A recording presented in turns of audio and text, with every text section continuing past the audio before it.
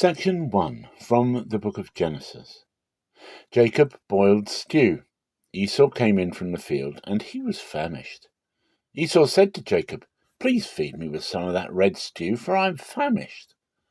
Therefore his name was called Edom. Jacob said, "First sell me your birthright." Esau said, "Behold, I am about to die. What good is the birthright to me?" Jacob said, "Swear to me first." He swore to him.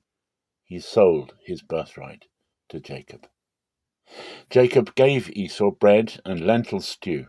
He ate and drank, rose up, and went his way.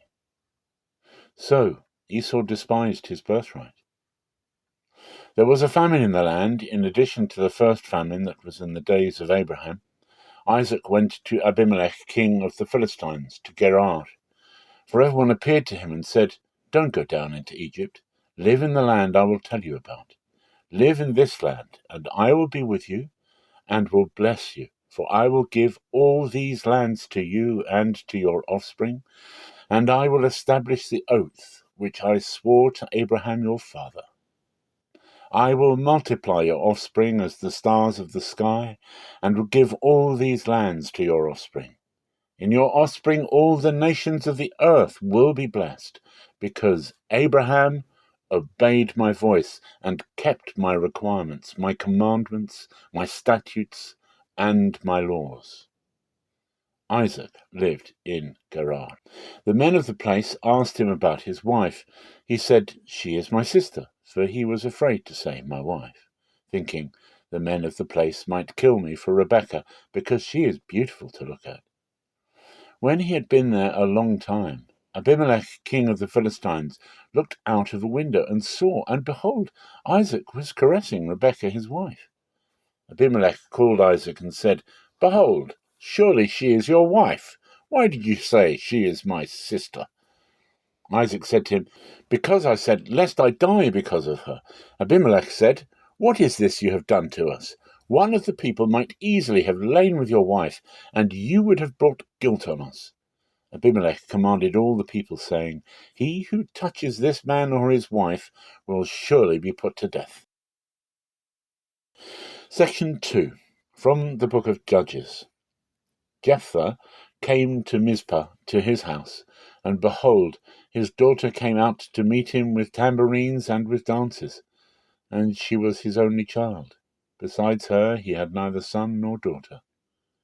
When he saw her, he tore his clothes and said, "Alas, my daughter, you have brought me very low, and you are one of those who trouble me, for I have opened my mouth to Forever One, and I can't go back." She said to him, "My father, you have opened your mouth to Forever One. Do to me according to that which has proceeded out of your mouth, because Forever One has taken vengeance for you on your enemies, even on the children of Ammon." She said to her father, "Let this thing be done for me. Let me alone 2 months, that I may depart and go down on the mountains and bewail my virginity, I and my companions."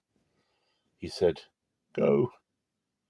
He sent her away for 2 months, and she departed, she and her companions, and mourned her virginity on the mountains. At the end of 2 months she returned to her father, who did with her according to his vow which he had vowed. She was a virgin.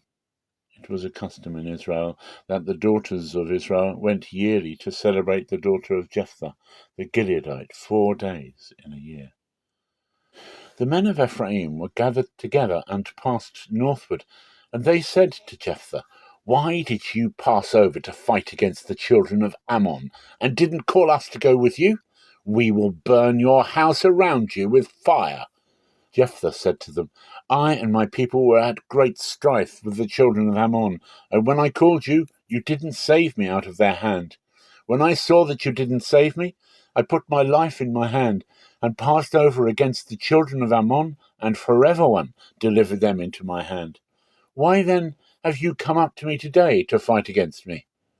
Then Jephthah gathered together all the men of Gilead and fought with Ephraim, And the men of Gilead struck Ephraim, because, they said, "You are fugitives of Ephraim, you Gileadites, in the midst of Ephraim, and in the midst of Manasseh."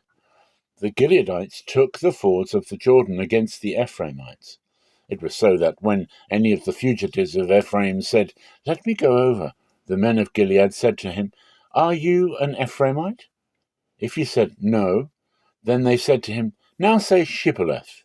And he said, "Sibboleth," for he couldn't manage to pronounce it right. Then they laid hold of him and killed him at the fords of the Jordan.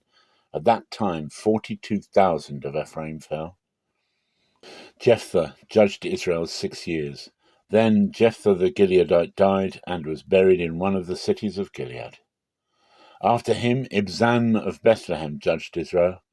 He had 30 sons and 30 daughters he sent abroad, and 30 daughters he brought in from abroad for his sons.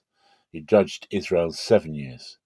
Ibzan died and was buried at Bethlehem. After him Elon the Zebulunite judged Israel, and he judged Israel 10 years. Elon the Zebulunite died and was buried in Aijalon, in the land of Zebulun. After him Abdon the son of Hillel the Pirathonite judged Israel. He had 40 sons and 30 sons who rode on 70 donkey colts, and he judged Israel 8 years.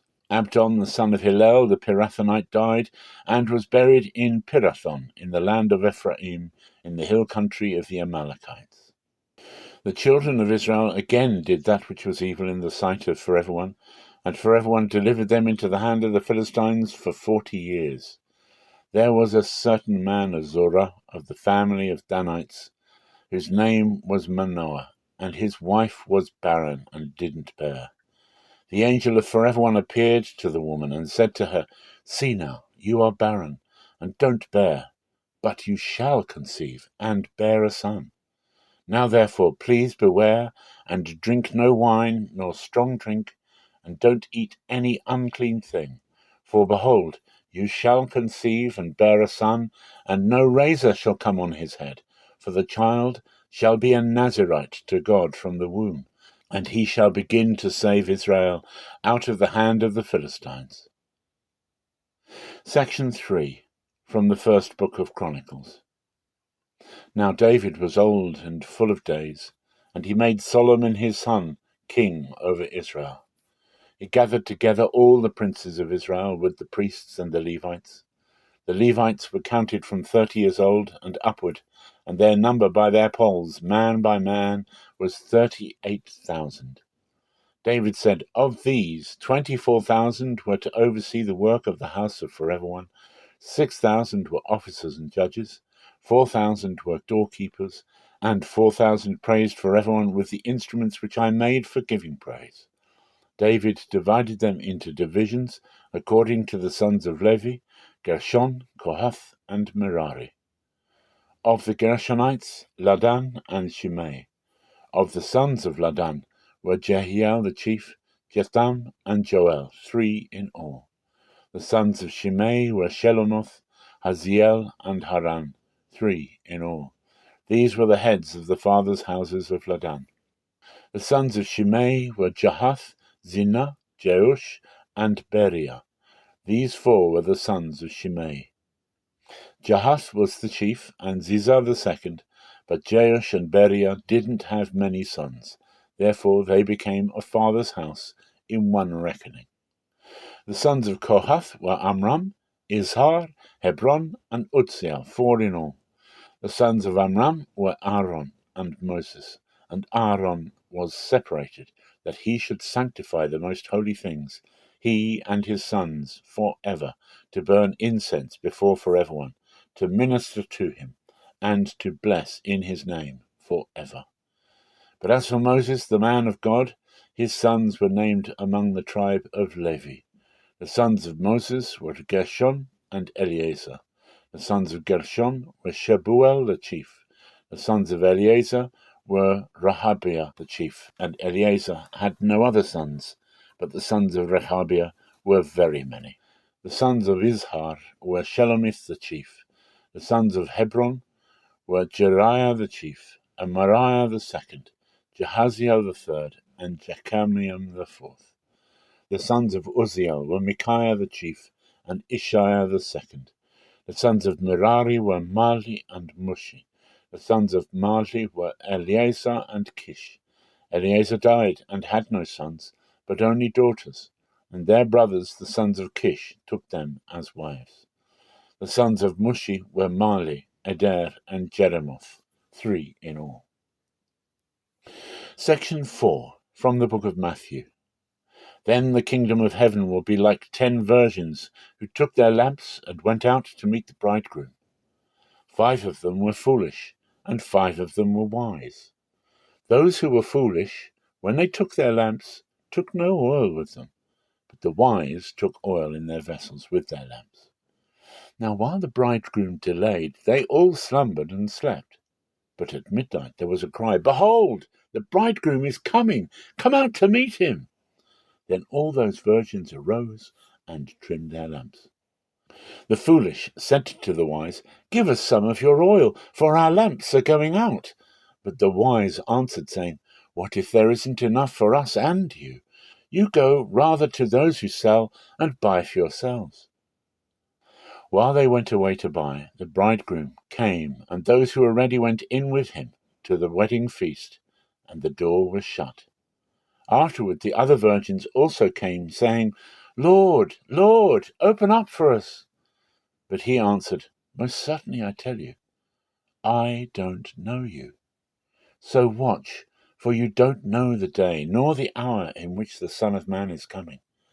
For it is like a man going into another country, who called his own servants and entrusted his goods to them. To one he gave 5 talents, to another 2, to another 1, to each according to his own ability. Then he went on his journey. Immediately he who received the 5 talents went and traded with them, and made another 5 talents. In the same way he also who got the 2 gained another 2. But he who received the 1 went away and dug in the earth and hid his master's money. Now after a long time the master of those servants came and settled accounts with them. He who received the 5 talents came and brought another 5 talents, saying, "Master, you delivered to me 5 talents. Behold, I have gained another 5 talents in addition to them." His master said to him, "Well done, good and faithful servant. You have been faithful over a few things. I will appoint you over many things. Enter into the joy of your master." He who got the 2 talents also came and said, "Master, you delivered to me 2 talents. Behold, I have gained another 2 talents in addition to them." His master said to him, "Well done, good and faithful servant. You have been faithful over a few things. I will appoint you over many things. Enter into the joy of your master."